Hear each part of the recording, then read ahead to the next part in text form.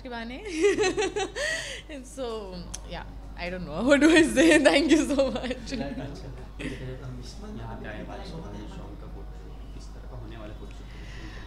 Photoshoot as it says बारिश के बहाने, तो हम बारिश में भीगने वाले हैं, बारिश में खेलने वाले हैं, बिकॉज़ आई थिंक हम सबको बारिश में भीगना बहुत पसंद है. और हमारा जो सॉन्ग है एक्चुअली वो बारिश के बहाने हैं. और हमने थोड़ा डिफरेंट करके उस सॉन्ग को शूट किया है, इसलिए अब हमने सोचा क्यों ना हम बारिश में एक्चुअली कुछ बहाने से बारिश में थोड़ा खेल लें.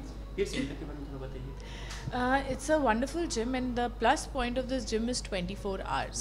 मतलब ऐसा बहुत कम जिम होते हैं जो 24 आवर्स होते हैं, और ये जिम 24 आवर्स है. एंड हम दोनों फिटनेस फ्रीक हैं, क्योंकि मैं कभी शेज़ को फ़ोन करो तो शेज़ बोलते हैं मैं जिम जा रहा हूँ या जिम आ रहा हूँ या जिम में हूँ.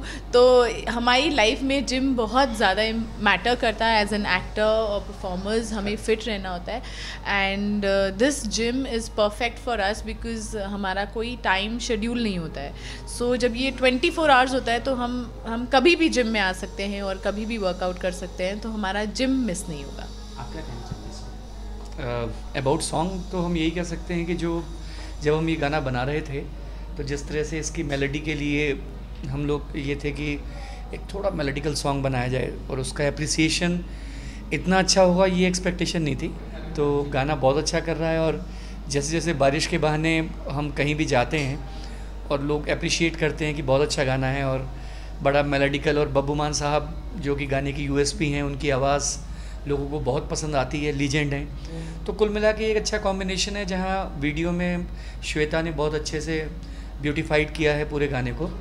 और सॉन्ग वाइज तो हम लोगों ने जो मेहनत की है वो कहते हैं कि रंग ला रही है, लोगों को पसंद आ रहा है.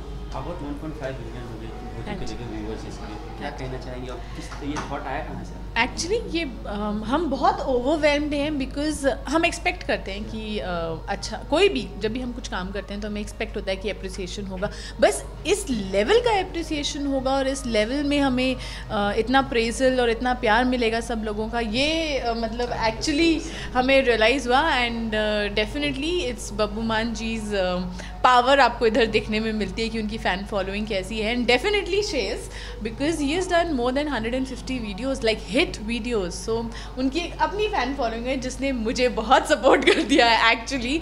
So this is really really wonderful. And हम सबको अपने मतलब तहे दिल से शुक्रिया कहना चाहते हैं जिन्होंने हमारे सॉन्ग को इतना हिट बनाया और आगे भी देख रहे हैं. So really thank you. Sir फिल्मों में लाइक पिक्चराइज करना कोई सॉन्ग एंड ऐसी सिंगल के लिए पिक्चराइज करना कितना मुश्किल, कितना आसान रहता है, कितना लाइक प्लस पॉइंट हो जाता है एक सिंगल के ऊपर काम करना? सिंगल क्या होता है कि ये इंडिपेंडेंट होता है, इसमें कोई सिचुएशन तो होती नहीं है. फिल्म्स में एक प्रॉब्लम होती है कि आप कोई भी गाना बनाते हैं तो उसकी सिचुएशन होती है, या तो अभी हीरो और हीरोइन अलग हुए होते हैं या मिलते हैं. तो आप जब सिंगल बनाते हैं तो आप फ्री होते हैं और आप अपने म्यूज़िक को बहुत जस्टिफाई कर सकते हैं. और उसको शूट करने में भी डायरेक्टर जैसा उसको लगता है कि गाना को अच्छा लगे वो वैसा ही शूट कर सकता है. वो प्रॉब्लम फिल्म्स में होती है. फिल्म्स में वो प्रॉब्लम आती है कि फिल्म्स में आपको वही शूट करना पड़ेगा जो कि फिल्म की सिचुएशन है. तो सिंगल इज़ ऑलवेज ग्रेट. जैसे मॉनसून का थीम है और मॉनसून का मौसम भी है, तो क्या मतलब किस चीज़ को आपने ध्यान में रखा था कि मतलब बब्बू मान को लेके हम जो ये सॉन्ग पिक्चराइज कर रहे थे, श्वेता भी है इस वीडियो में, तो क्या चीज़ें ध्यान रखे थे कि हम ये चीज़ लोकेशन चीज़ ध्यान रखा गया है या क्या? उसके बारे हमने इसमें बहुत अच्छे से ध्यान यही रखा था कि जो मेलोडी अभी मिस हुई है, आप देखते होंगे कि बहुत सारे रेडियो स्टेशंस और बहुत जगह आप 1990 के गाने ही लोग प्रेफर करते हैं सुनने के लिए. तो और आज के जो गाने हैं उनकी शॉर्ट लाइव होती है कि वो आता है, कुछ दिन धूम धड़ाका होता है और चला जाता है. तो हम जब ये गाना बना रहे थे तो हमारे दिमाग में एक ही बात थी कि हमें वो मेलोडी बनानी है जो लोग लंबे टाइम तक सुने. और म्यूज़िक को भी हमने सूदिंग रखा है कि आप सुनेंगे तो आपको बार बार सुनने में कानों में इरिटेशन नहीं होगी. तो ये हमारा पहला पॉइंट था.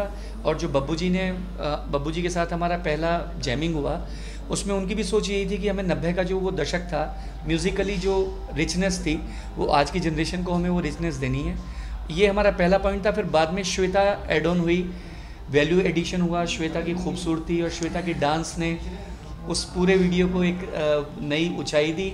तो कुल मिला के ये एक अच्छा कॉम्बिनेशन बन पड़ा। और अब जब आज तो 1.9 मिलियन है और सब ऑर्गेनिक है, सब लोग जो सुन रहे हैं, जो देख रहे हैं, इसमें कहीं से भी कोई प्रमोशनल एक्टिविटी हम लोगों ने यूज़ नहीं की है, तो वो एक अच्छी चीज़ है। उसका एक बढ़िया आप कह सकते हैं कि खुशी मिल रही है। जैसे मिलियन व्यूज़ आपने वीडियोस तो मिल ही रहे हैं, ऐसा कोई मैसेजेस आपको मिले हो अपने फैंस के थ्रू कि मतलब सॉन्ग कितनी अच्छी है या क्या? हाँ, ये बहुत टाइम बाद आप कह सकती हैं कि एक बहुत टाइम बाद एक गाना, चूँकि एक मैंने किया था वे में जेड़े पासे वेखा मैनू तू दिसदा, वो गाना 2007 में आया था। उसके बाद इस गाने के लिए फैंस इतने आप कह सकते हैं कि इतने अच्छे से मुझे इनबॉक्स कर रहे हैं और कह रहे हैं कि बहुत ही ऐसा गाना है कि बारिशों को कई लोगों ने तो उसको रिपीट पे लगा के छोड़ा हुआ है, कई लोग अपने कार के वीडियोस भेज रहे हैं और फ़ॉरेन से भी मुझे बहुत इस तरह की चीज़ें आ रही हैं।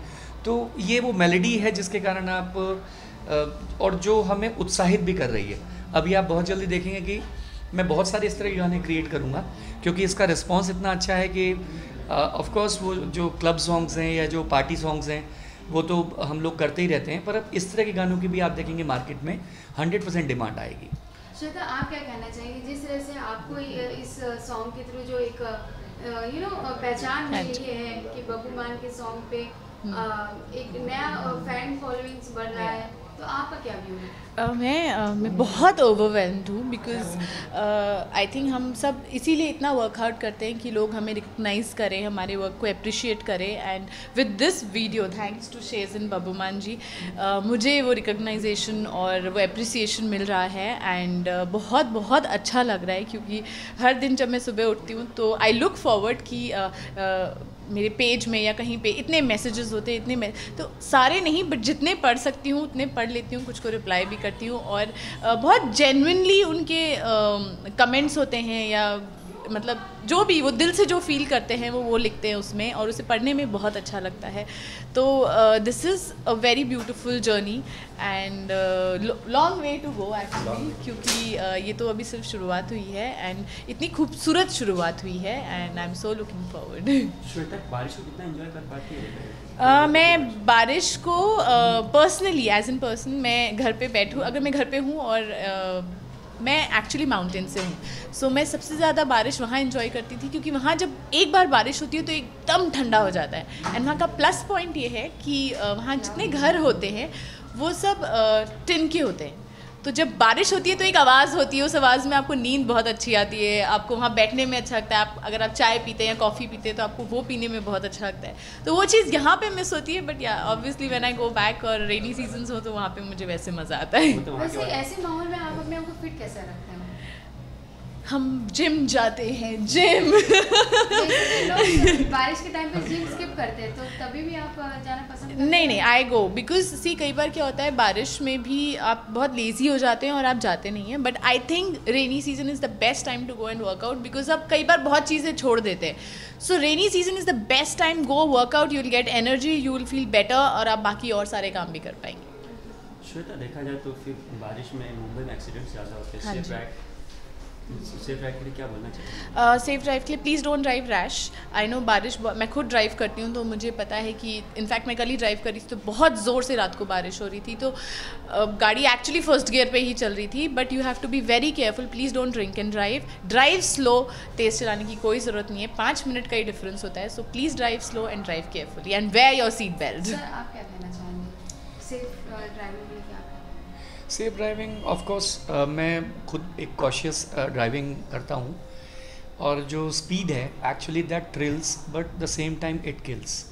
तो आपको क्या करना चाहिए कि अपने स्पीड पे कंट्रोल रखें।